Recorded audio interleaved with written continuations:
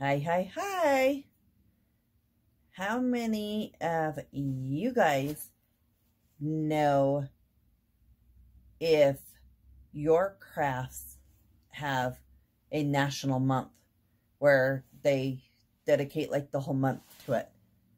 Well, I'm Rhonda with Rhonda Gage's Colorful Creations or Colorful Crochet, and March is actually the National Crochet Month. So the CGOA, which is Crochet Guide of America, usually leads events to celebrate March as National Crochet Month.